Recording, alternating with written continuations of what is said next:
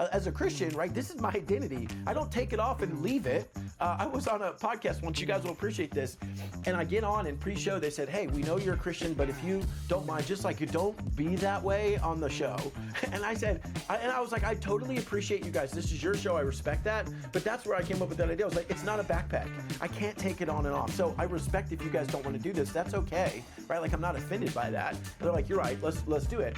The reality is, guys, if this is who you are, then that's who you are. Be that, right?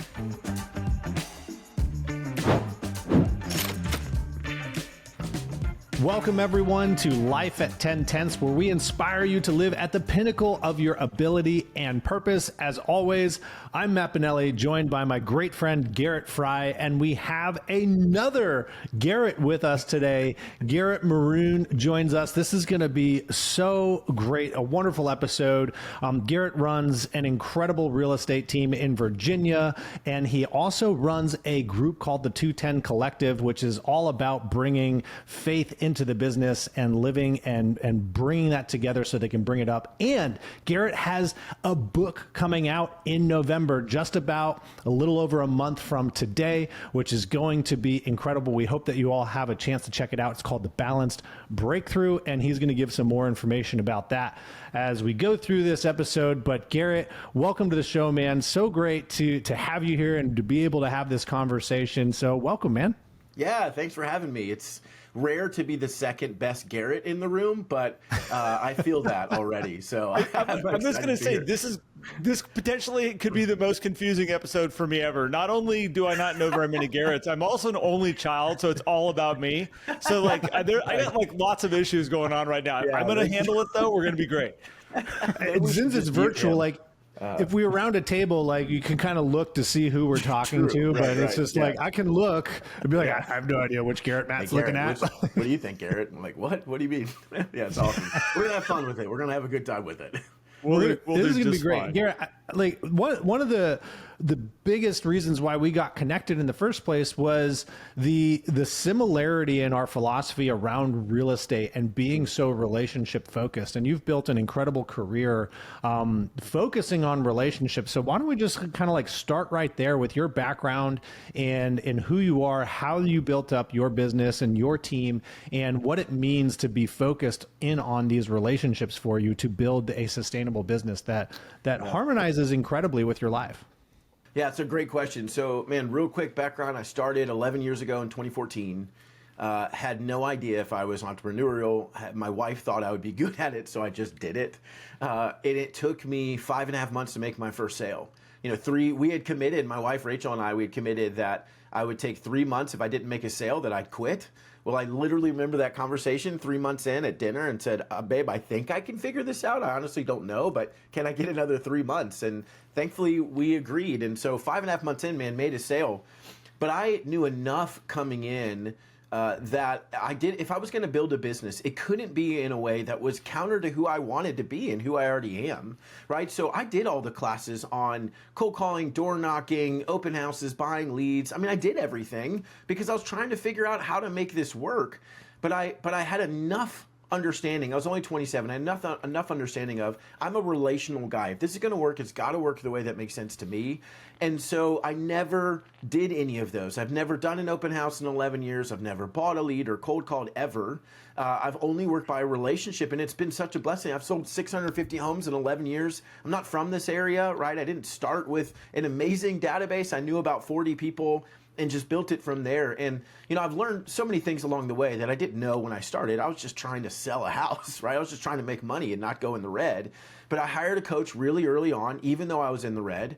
I realized that this ultimately is my brain versus their brain. And if I can outthink them, then I'm going to win, right? The challenge that most agents have is, Albert Einstein said, you can't solve problems at the same level of thinking that created them. But that's what agents do. It's like, I don't know why I can't figure out how to grow my business. Well, you have the same thoughts. You don't have a coach. You're not reading. You're not learning. Like, what's going on in your brain that's different? And so, brother, I was so fortunate. I just started to learn at a crazy pace. I started to try and fail way faster than most people around me. And so though it took me 5.5 months to make a sale, by my second year, I sold 50 homes that year and then did that every year since. That was 9.5 years ago. And so it's just been an amazing journey in this space. I love real estate. I love real estate agents. And I think like you guys, I'm passionate that if 87% of agents fail, I think the industry's failing us more than we're failing the industry, because they're telling you, hey, you're a fish and I know you're really good at swimming, but maybe you should try climbing a tree.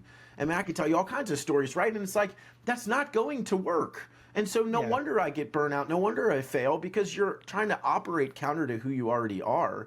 So I don't even know if that's the question that you asked, to be honest, Matt. It just kind of went right into it. But yeah, other Garrett, please. Well, it's interesting because Matt and I, way early on when we started our podcast, we basically said we did a episode that never saw the light of day. We went deep. We went way down some rabbit holes. And my wife, who was doing the editing, she goes, "You guys aren't big enough to put this episode out yet." Nice. Like we did a little bit. This is when we had like 10 downloads, and we were like, "Huh." Yeah. We're going. It was like hitting one over the fence. We're like, we're going for it. But it was interesting. We did a whole session on the industry is failing the agents, like the amount of agents that are coming in, getting their licenses and not succeeding. It's like, this isn't because it's a hard business. It's because they haven't been given the tools to be able to be successful. And then what I think is really interesting is I'm learning more about you, Garrett, and your kind of philosophies on this business of real estate is we've seen so many people that run into here, they have success, they burn themselves out, they blow up their relationships, they blow up all their hobbies and everything that's important to them. When did you figure out for you, like, okay, this is an industry problem, like an industry issue that I know and I want to be a part of figuring that out and making that better? When did you figure that out?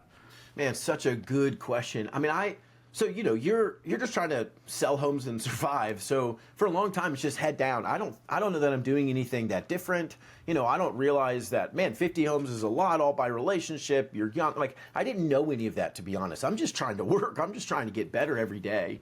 Well, it was really when agents, these brokers would come to me and say, hey, will you come teach for us and tell us how you're doing what you're doing? I'm like, I don't know what I'm doing. You know, I'm just working. I'm trying to figure this out. And so as I started, so really in 2019 before COVID, I was traveling a lot and teaching because I just wanted to help. And it was really kind of in that space that I realized how, you know, this is not broadly true, right? It's not true for everybody. Let me say that. But it is pretty common. You either see the agent. I had an agent, I'll tell you a story. I had an agent in Maryland I'm teaching, and I'm teaching about how I sell these homes, right? Here's my system, here's what I do, whatever. And this lady comes up to me afterwards and she says, Garrett, I need help because I sold 40 homes last year. And she said, but literally last night my husband said, when are you going to come home? And I thought, man, what a great question, but also, golly, there's got to be a better way. Actually, literally in that same class, I'm halfway through the class, a woman in the back of the room starts crying, which I don't think I'm that bad of a speaker, right? I didn't think it was that terrible of a presentation. And so I pause and I say, you know, if you feel up for it, would you be willing to share why you're crying? And so she stands up, she says, Garrett, I've been in the industry for a year. This is a different woman. I've been in the industry for a year. And I came in because I love people and I really want to serve people. But I was told I have to cold call every single day. So that's what I've been doing. And Garrett, I hate it and it's not working. And this is the first time I feel like I can actually build the business the way I want to. And so it was kind of in that class almost, I guess, looking back to say, I saw both sides. You know, you're crushing it, but your husband's like, yeah, but when are you going to come home? And over here, you're not crushing it because you're trying to live the way the industry told you to. And it's not working because it's counter to who you are. And so, man, I started to get woken up to this is a big problem that we're facing. And I do think it's an agent individual problem, of course it is, but I also think it's this industry idea that you're only ever measured by how many deals you do, how much money you make, right? If I said to somebody, what is a successful agent? They'd say, well, they sell a lot of homes, they make a lot of money. But then if I told you, yeah, but what if they go home to an empty house and they drink a bottle of whiskey every single night and they don't talk to their kids? You say, oh, that's not what I want, right? And it's the idea of success is so much bigger than how many homes you do and this scorecard that you wear around your neck, the industry tells us. And we have to redefine what that looks like, or we're going to accidentally build a big business that leaves everybody behind that we love. And at the end of your life, I mean, I hope this isn't true. At the end of your life on your headstone, it's not going to say real estate agent, sold 105 homes, 50 million GCI. That won't matter, right? I hope that it says, for me, follower of Jesus, loving husband, great father to my kids, whatever else it's going to say. And the reality is, so if that's true and that's what we want, then why are we not in pursuit of that also and holding ourselves accountable, or getting into coaching like with you guys to be held accountable to say, go sell a bunch of homes, but do it in a way that still honors your family. And so, I mean, the industry's all jacked up because the brokers need you to keep selling homes. That's how they make money. So yeah, they might be amazing people, and a lot of them are, and they say there's more to life, guys, than selling homes. But what happens at every office meeting? Here's our top rankings. It has nothing to do with the mom who's like, I'm a stay-at-home mom and I'm right where I want to be, so I sell 10 homes a year because that's all I can do. They're not getting celebrated, but they should be too, right? So, man, there's just all kinds of screwed up definitions of success, and it causes us to pursue things that maybe we shouldn't. So I don't know when I realized that. I was fortunate just to say, man, I'm going to build my relationship. I have an amazing wife who said, I love that you're building. I need you to make sure you work less than 40 hours a week. I remember that conversation. And I was like, all right, I got to honor that and I got to figure it out. So, man, there's been so many fortunate things along the way, but I see that problem in the industry over and over again. I have a picture of a headstone that just says "always be closing." Like, just if that's what you take with you to the grave. Like, wait, what is he known for? ABC. That's all it says. ABC. And when people visit, they just bring cups of coffee because they're like, coffee for closers. Here you go. No proud of you. No flower. It's just scripts. Like, hey, I came up with a new script, and they just lay it at the. Yeah, but that's not going to matter, right? But and it's funny because we laugh, but we all end up that way. And even in the book, it talks about this poem called "The Dash," and essentially, it's you look at the year you were born and the dash, and then the year you died. The dash is your life, and so the question is, how are we going to spin that dash? And yes, we should be excellent because we're in real estate. That's a good thing. We should be as effective and stewarding of that as we can be. However, what else is supposed to go in there? Because I'm a real estate agent. I'm also a father of 5 kids. I'm a husband. I'm a friend. Not that I have a lot of time for them right now because I have 5 little kids, right? But I'm all of these other things. All of those matter. I can't just be an agent. That's not the only definition. And we all feel that. But we fall in line really easily, I think, with the industry that says, I'm just going to celebrate this. This is the only thing that matters. Yeah, it's great that you have kids, amazing, whatever. It's great that you were staying at home. How many deals did you do? You should be doing more. And so, man, it's just a screwed up definition, and we fall prey to that. So how did you then start to build your structure, your routine? Because I can hear a lot of people saying, Garrett, that's great, but I need to make money, but this, but that, instead of, yes, and this is how I'm going to do it for myself. And so when you do talk to agents and everything, how do you tell them, like, hey, here's how I build a structure, here's how I built a foundation? And I'm sure a lot has to do also with your faith, because you know that there's going to be prosperity on the other side. But what are some of the things that you started with to get your mind focused, to get your routine focused, so that your family did not go over here while you're going to work, and you create this balanced structure where you feel like I either have to be family or business, and if I'm in one or the other, then I'm giving up on the other side? Yeah, great question. So, man, again, I fell into these things kind of early on, and then I learned more about it. I'm not going to say I came in and said, I know exactly how I'm going to do this. But, I did all these classes, and I knew that I wanted to work by referral, right? That was my intentionality. But fast forward in 2016, it was in the first year I'd sold 50 homes, and I'm having dinner with my wife. We were pregnant, but we didn't have any kids at the time. And I had just had this planning session. I was excited about how we could grow our business, how I could sell more homes, right? And so I'm sitting down with my wife, and I'm telling her all these things. I'm super excited, and I was like, it's going to take some time, but, it's going to be amazing. We're going to have all these things. And she didn't say anything at first. I'm like, did you hear what I said? You need me to tell it again? And she looks at me, she says, I love all those things, but I need you to figure out how to do it in less than 40 hours a week. And I shared that. But here, okay, so first of all, business is not a me thing, it's an us thing, right? If you're married, this is a togetherness. My wife isn't in the business, but this is absolutely, we got to make these decisions. And so for me, it became, okay, when you have the right question, you get the right answer, right? So I think one of the flaws in our industry is say, well, how do I make 100K? That's a great question, but your question should be deeper than that. So mine became, how do I sell 50 homes a year in under 40 hours a week, right? And I would say we should go even deeper than that. But at the time it was, how do I sell 50 homes? You could do that by going work 120 hours a week. But if I say, how do I do that in under 40 hours a week, right? While honoring my marriage, all those things, now you have the right problem to solve. And so for me, it made me double down on relationships even deeper, because I knew it wasn't speed to lead, right? I knew that I could tell my clients, and I did really early on in my career, here's when I'm available, but Wednesday nights is date night, so I'm not going to answer the phone past 5. And I was scared of that at first, but I had so many clients call and say, Garrett, I know it's date night. Don't worry about it. You can get back to me tomorrow, right? And so it was understanding what kind of business can get me to the kind of life that I'm looking for. And I at least had that much awareness. And so I became obsessed with mastering that one thing. I didn't need to do everything. I needed to master one thing. It took me 5.5 months.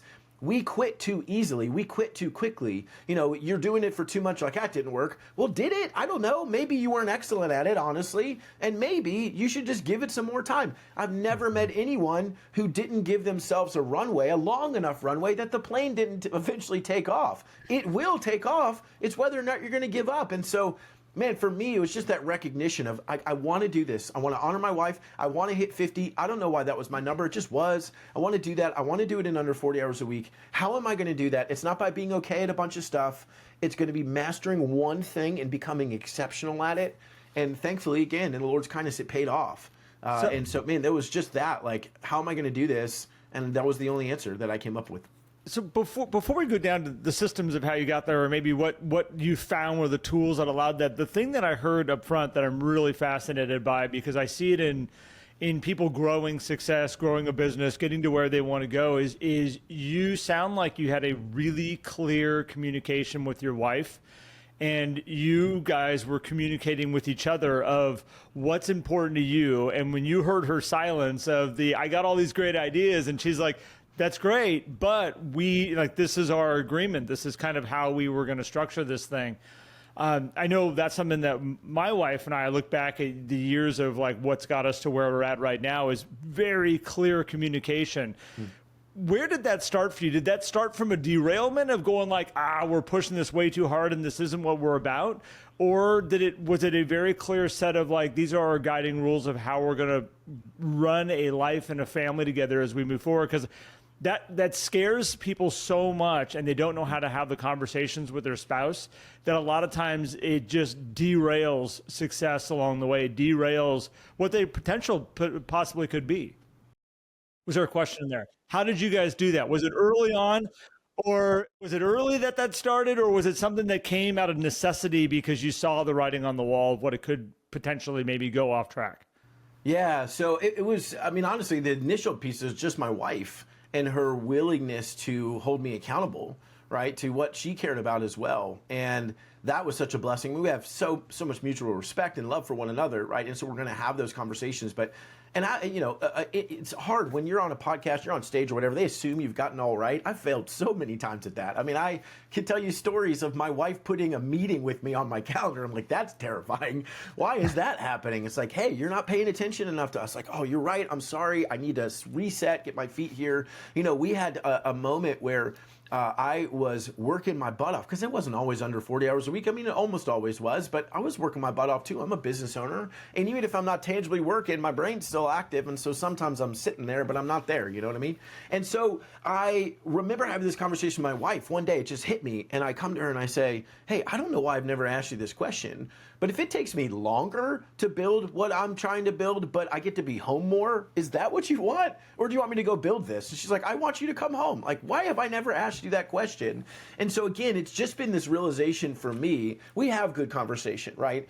But it's been this realization for me of, at the end of my life and at the end of this business, right, whenever this runs out, is who's going to be with me, right? This idea of, I hope if we live long enough, my wife's sitting next to me, we're on vacation, we're doing whatever. Like, what's the point in working hard if you don't even get to spend the time or the money that you earn on the people you love? There is literally no point. There's no point. Do you want people who don't know you and aren't going to be there at the end of your life, or be there in the most important moments of your life, cheering you on and taking selfies with you? Like, sure, that's a vanity metric. It feels good for a minute, but at the end, you come home and who's there? And so, man, there was enough of a realization. I was young, but there was enough of a realization to say, this is what matters, right? I now teach what I call the hierarchy of attention. As agents, we think I can give my attention to everybody all the time. I can be at dinner, hop on the phone real quick, answer that Zillow lead or whatever, and jump right back in and no harm, no foul. Well, I don't think that's true, right? And so now what I set out to do and what I try to help people with, it's still hard. I have to reset all the time. But for me, it's who deserves the best of my attention. So for me, it's the Lord, then my wife, then my kids, then my work, right? And so I have to constantly ask myself, all right, how did I do this week, right? On a scale of 1 to 10, how well did I, and I'm not going to give the same amount of time to my kids as my work. I can't, right? I'm trying to work, I'm building something, right? They sleep early, all the things, but what's the quality of my attention? And so, man, maybe it's at a 7 with my wife. What can I do to make it an 8? And so constantly resetting and recognizing, man, the client could go get another agent, but your wife and your kids can't go get another husband and dad. So, man, pick where you're going to pay attention. Be okay with some things falling apart if they have to, and not letting the most important things fall apart. So, man, there was some sort of understanding early on, good communication, and I'm a husband, and so we make really dumb decisions a lot of times, right? So there's a constant resetting of like, wait a minute, is this what you want? Oh, it is what you want. Okay.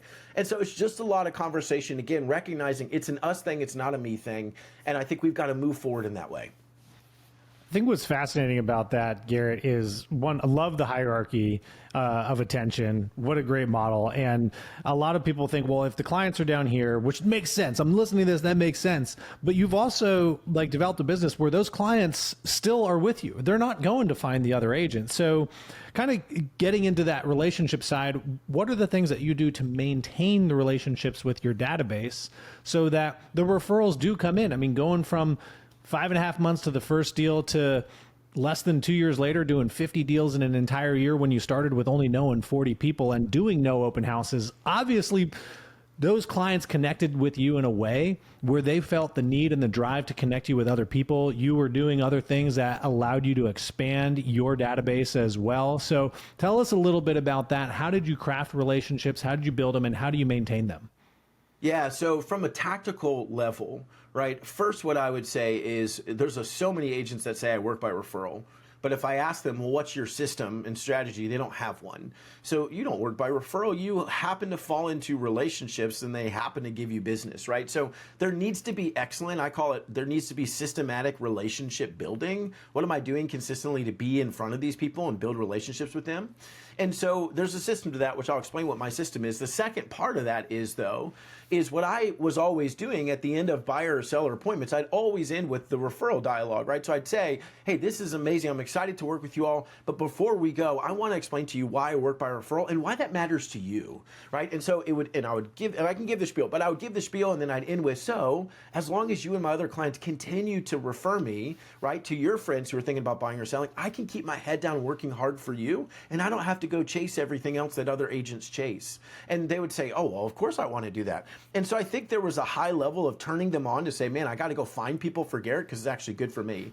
And then it was a very honest conversation. I wasn't afraid very early on, again, to say, here's my hours, but Wednesday is date night. And no one ever pushed back. Everyone was always like, hey, totally get it, right? And if they, I wish one person had, Matt, because I was ready with a good response, because I would have said, hey, look, here's the reality. If I can't take care of my family, I definitely can't take care of yours. And so the industry challenge, and I'll get to the tactics in a second, the industry challenge is we don't treat ourselves like doctors or doctors or surgeons or specialists, right? We don't say, you know, if I called my doctor today, I was like, I need to come in and I'm going to come in at 8 p.m. He's not going to say, great, I'll be there, right? Whenever you want. You're not even going to talk to the doctor. You're going to call and they're going to say, hey, well, his next appointment is whatever. Her next opening is tomorrow at 5, whatever it is. And I'm going to say, great, I'll figure it out. I'll be there. Well, as agents, we need to treat ourselves that way. Open 24/7 is a terrible idea, right? That's just a terrible idea. How do I show up well for you? I had a potential seller early on. I promise I'm coming to the tactics. So hang on, audience, just for a sec. But I had a seller early on. And he interviewed me, and then he was interviewing a discount broker who's pretty well known in our area. Well, the next day, he was like, I'll call you on the next day. I might have some questions. I'll let you know. Well, I had set aside what I had in my schedule called Garrett time for 2 hours every week. I needed to recharge. So right in the middle of the day, I'm at the pool. I leave my phone, right? I got to get away. I got to recharge. I come back to my car, and my phone's in there, and I've gotten a bunch of messages from him. And it's like, if you're not going to pick up, we shouldn't work together. You need to call me back right now. So I just called him back at that point, right? An hour and a half later when he first called, whatever. And I just said, hey, I totally understand where you're coming from, but I need you to know this. If you're going to work with me, that's not how I operate, because I need to make sure that when I show up at the highest level I can. So I won't always answer your call. And if that's what you're looking for, I totally respect it. Please go work with the other guy, right? Well, we hang up the phone. The next day he calls me like, Garrett, you're my guy, right? I was not even giving him a discount. I was charging normal. But I think it's when we respect ourselves, they choose to respect us too.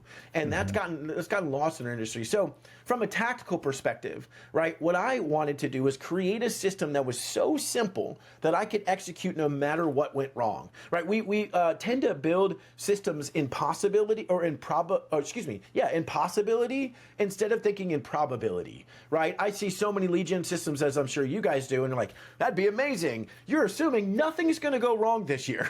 And it will, right? Something's going to happen. And so I look at it as, how do I create something? This is what I did. How do I create something that 90 to 100% probable? I'm doing it every single month. Consistency crushes creativity every single day. And so I whittled it down really simply. So here's all I was doing. This is my system. I was sending a mailer every month to everyone in the database, right? A postcard that people open the mail over the trash today. They're not going to open it and read it. They're just going to, oh, that dude again, and throw it away, right? I send them an email every month. Those are simple. Those are easy. Those are low value. The biggest shift was I started doing a personal touch every single month, and I just rotated each quarter. So the first quarter of each month, every month they're getting a mailer and they're getting an email, right? That's clockwork. The first month of the quarter was a video text, just checking on everyone. I'm not talking about real estate. You don't need to talk about real estate if they know you're an agent. Just, hey, Matt, man, Happy New Year. I hope you guys had an amazing Christmas holiday, whatever.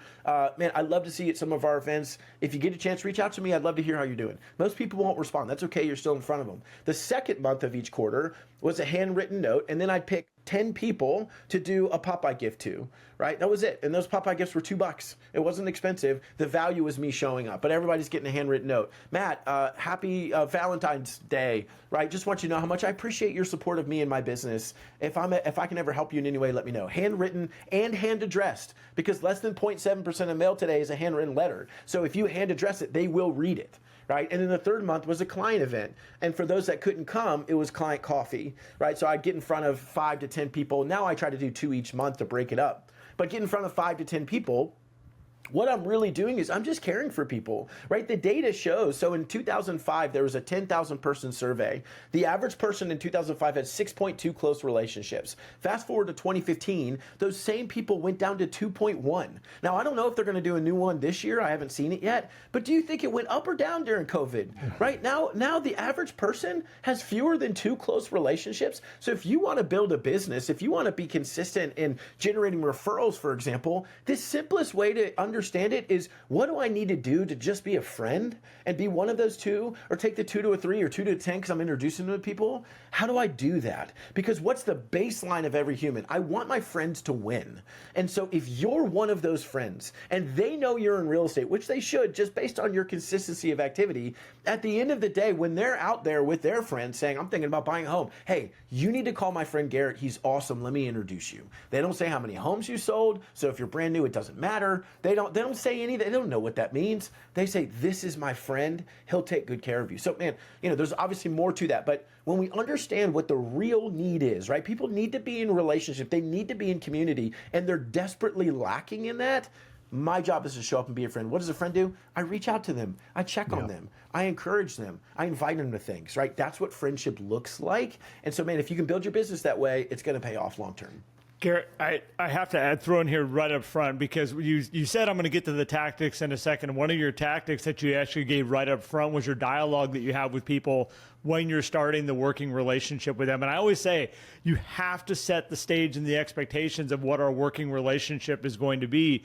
And over all my years of coaching people, they'll be like, oh, damn it, I forgot to say like that, this is part of my reason of how we're working together and what we're going to do. And I'm like, you can't miss it, because what you were talking about up front was the difference of, do you really run a referral-based business? And I find so many people in the industry, when you say, do you run a referral-based business? They go, yeah, I do. And then you go, who? Like, who's referring you? And they'll talk about all their repeat clients coming back to use them again, which is great, by the way. It's amazing. But if you can unlock that referral side, if you can unlock that person saying, hey, I've got someone that you need to help, like, this is how you get to 50 sides a year. This is how you blow this business up. It is not necessarily going to happen easily on somebody coming back 7 years later and using you again. That's a long, long, long plan. But that referral side is critical to it. When did you figure that out? Yeah, so I don't, again, I don't know that I figured it out. I just started doing it. Stumbled into it. I knew enough to say that I knew people that had done it that way, and I was relational and wanted to be really good at it. I mean, that was literally it. It was, cold calling's not for me. I'm going to burn out, right? Open houses, I don't want to be gone on the weekends. Buying leads, I don't have any money. It was those things like, I just can't do that. So I have to be good at relationships. So, I mean, and it wasn't just like, I'm going to go figure this out and do a bunch of activity. I spent a lot of time studying psychology, right? How do people make decisions? How do I need to show up? What do I need to be saying? So I was becoming an actual expert at working by relationship, right? And so understanding those pieces. So I knew that I had to tune them in, right? The reticular activator of, you buy a blue car, you're like, why are all the blue cars over here? They aren't. You just aren't noticing it, right? I needed to tune my people in. How am I going to do that? Well, I tried a bunch of ways. It didn't work. So I had to figure out, here's my referral dialogue, and that started working. So I'm going to keep doing that, right? There's a lot of trial and error in this industry. It took me 3 years to hone in on what my system was and make it what I think is perfect now. It took me 3 years. Most people would give up long before that. It's not because I'm special. I just didn't want to do any other way. But again, it's this idea of, if you just keep working at it. In the book, I teach my PDA formula. So how do you build a predictable, profitable business that aligns with who you are? Well, the predictability piece is creating what I call the lead generation recipe, right? Because I love food, so I want to talk about food as much as I can. But also, if you think about grandma's secret recipe, grandma didn't have ChatGPT or Google. Grandma said, if I put these things in, I'm going to mix them together. I'm going to bake it for 30 minutes. When it comes, I'm going to taste it. And if it's good, I'm going to tweak it until it's perfect. If it's terrible, I'll scrap it and try again. We should do the same thing, right? Good lead generation is, whatever. I want to build a business by social media. Okay, maybe your recipe is, I'm going to do one personal post and one business post a day for 30 days. My goal is to generate 3 potential clients and one of them signs with me. Great, there's your recipe. Now actually put those ingredients in, let it bake for 30 days, and when it comes out, taste it, right? Did it actually achieve what you wanted? If it did, great, maybe run it again or tweak it, right? Or maybe scrap it and try something different, but it's tasting and tweaking over and over and over again. The problem is we overcomplicate it, or we say, well, I put one of the ingredients in, but it didn't work, so that must not work. I'm going to go do something else. If grandma left out whatever, the eggs of the cake, it would also taste bad. You got to put the ingredients in. You got to actually do what you said you were going to do to determine if it was going to work. And so it's that simple in my mind, right? Is okay, hey, that kind of worked, but not quite. Maybe next month for 30 days, I'm going to do 2 personal posts, 1 business post for 30 days. I'm going to bake it. I'm going to see how that goes, right? And it's just doing that over and over until you have your own secret recipe. We're different. It's not going to be exactly like mine. Until you have your own secret recipe. I did that for 3 years until I felt like this is it. This is my secret recipe, quote unquote. And now I know exactly what to do. But are you willing to just do the work? Are you willing to actually keep getting better at your craft? Or are you just going to give up too quickly, right? Are you going to say, well, that didn't work? Well, did it not work or did you not work, right? That's the real question. And so we've got to understand those things. And I think once we do, we start creating more predictability. I understand what levers to press on. Most agents don't, right? That's the challenge for agents. I don't even know what I'm supposed to be doing. And so I think when we really hone in there, I know that each day I did the work I was supposed to. My mom passed away October 2022, quick story, and amazing woman, right? Even that month, I still did the lead generation I was supposed to do because it was simple and I had total understanding of this is exactly what needs to happen, right? It didn't take me very long. It was easy. And the best part of it was, this is my encouragement to agents, the best part of it was we had a client event a week and a half after my mom passed. Obviously, I didn't go. Well, my business partner, he came back the next time I saw him, he had 20 cards. My clients had written me cards and said, Garrett, we love you, we're praying for you, right? Or here's an encouragement, whatever, we're so sorry for what happened. They were reaching out to me. If you can have a business where your people love you back, that's amazing. How do you get there? Just do the work. Be consistent, right? Understand, tweak and taste, and eventually you get there. That's literally it. I've never met someone who didn't get there. It's just whether you're willing to keep going. And I think you're so right. Agents grossly underestimate how much of their inputs they're actually putting in. They'll say, yeah, I'm doing the things. It's like, but are you really doing the things? And if you look back at the numbers and everything, it's like, well, you said this was the goal and these were going to be the standards to reach that goal. 70% of the standard is not going to get you to the goal, right? And that's why I like how you said building it on probabilities instead of just possibility is fantastic. I do want to shift gears a little bit to make the best use of our time, because the other side of how you've also just kind of brought your brand into this and your belief system and everything is through your faith. And we're in an industry where we're taught, do not talk about politics or religion. Like, just don't talk about it. You shouldn't bring it in, because it's not worth it. And you went as far as actually branding your businesses based on Ephesians 2:10. 2:10 Realty Group and the 2:10 Collective are based on a Bible verse. And so tell us a little bit about stepping out in your faith in that way in your business. Were you nervous about it? And what has it done for you, and how has it created good, strong roots for yourself, your business partners, and your clients? Yeah, great question. So, it really does harken back to, so when my mom passed in 2022, that rocked me. I mean, it did, right? And it caused me to spend those next 2.5, 3 months, like through the end of the year, for me asking the Lord, like, who do you want me to serve? Just kept asking, who do you want me to serve, right? Like, this is great. I have a business and I'm super thankful for it, but is there something else? And for me, it became clear, like, Christian agents, that's who I want you to serve. And so what I realized, Matt, was it wasn't that I was shy about it. I just wasn't out front about it, right? It was just, whatever, this is who I am. But I wasn't talking about it ever. And so what I felt the conviction of is, man, whether you're a Christian or you believe something else deeply, whatever, number one, it's impossible to be neutral. No one is actually neutral. That's not realistic, right? And what I always say is, it's not a backpack that I can wear and take on and off. As a Christian, right, this is my identity. I don't take it off and leave it. I was on a podcast once, you guys will appreciate this, and I get on and pre-show, they said, hey, we know you're a Christian, but if you don't mind, just like you don't be that way on the show. And I said, I was like, I totally appreciate you guys. This is your show. I respect that. But that's where I came up with that idea. I was like, it's not a backpack. I can't take it on and off. So I respect if you guys don't want to do this. That's okay, right? Like, I'm not offended by that. And they're like, you're right. Let's do it. The reality is, guys, if this is who you are, then that's who you are. Be that, right? I heard a pastor say years ago that God loves the real you, not the ideal you. And I think about that with our clients. They want to see the real us, not the ideal us. And so, man, my mom passes away. I realized I had a show called Serving Not Selling, teaching these referral ideas.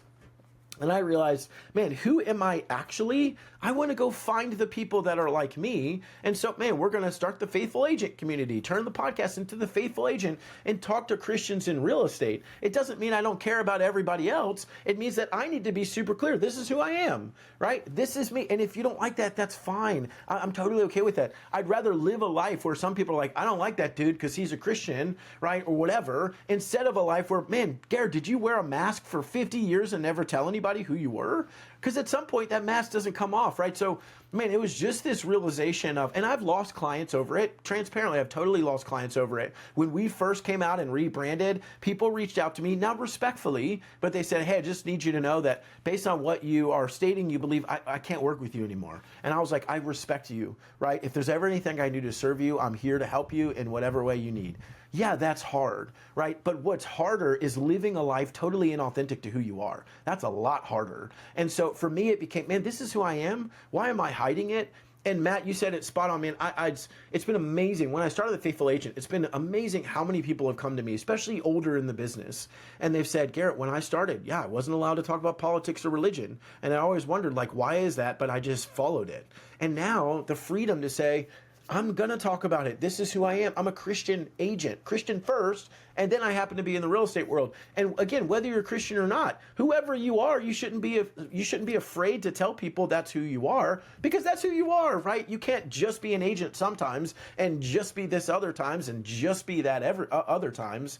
And so for me, it's been super freeing, honestly, and it's been the most incredible journey, because now all of a sudden, people that are like me are finding me, and I'm getting to be in community and relationship with them, and they wouldn't have if I just stayed quiet about it. And so, man, it's a beautiful thing. Again, whether you're Christian or not, whoever you are, it's a beautiful thing to say, guys, this is who I am. Some of you are going to like it, some of you aren't. And you know what? That's okay, because I can't be all things to all people. So, man, it's been an incredible journey and such a blessing to me. And man, I honestly hope I continue just to uphold what that means, right? And it holds me accountable to that too, which is terrifying. But man, it's been a blessing. It's been a journey. Well, and listen to you kind of describe this and put this all on the table for us. I think what's interesting about your approach to it also is you're not saying I won't work with you if you don't believe what I believe.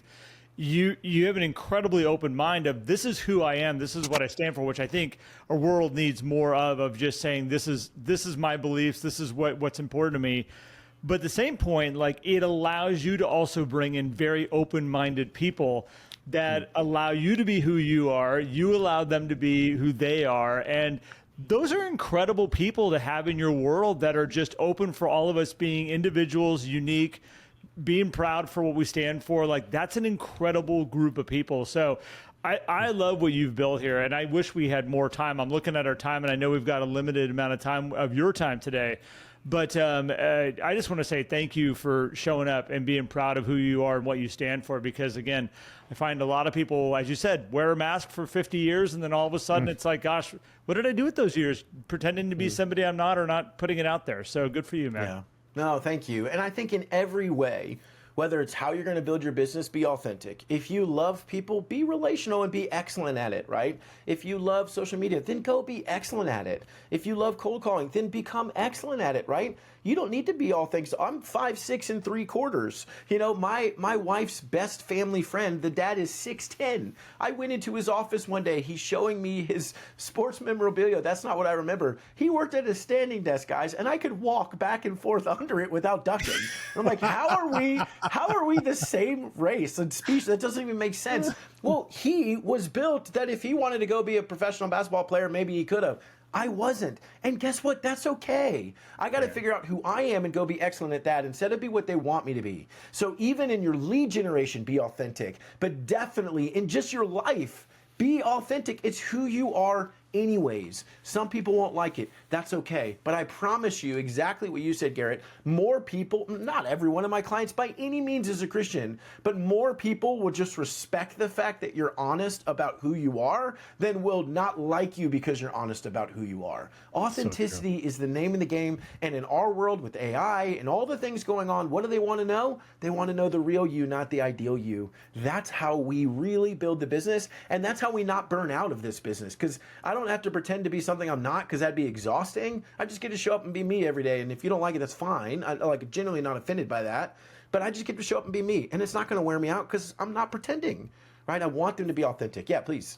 Now, Garrett, you got a book coming out, and we need to make sure we talk about this book, because tell us a little bit about it real fast. What made you write it, and where? I want people to find this book too. It's not even out for publishing. Let's go up these pre-orders. Yeah. Yeah.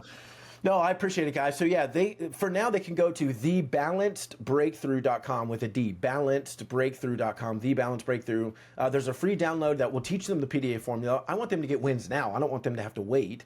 But yeah, the book comes out November 24th, but if they pre-order now, and it'll tell them if they pre-order, they can send me a receipt of that. I'll give them the free audio book 3 months early before it comes out to anybody else. And so I hope that's a blessing to them. But very quickly, so it's number one, how do we redefine success, right? We've been talking about this for a while. The industry says it's this. Well, I think my scoreboard now is not just deals and GCI and volume. It's profit, sure, but it's a wife goal. It's every 2 day dates a month. It's a family goal. It's every 7th week off. So now I have a new way to keep score, so a new way to make decisions, right? If the NBA stopped allowing you to dunk, you wouldn't do it. You would just take shots, right? Whatever. Not that I would know how to do that. I'm 5'6".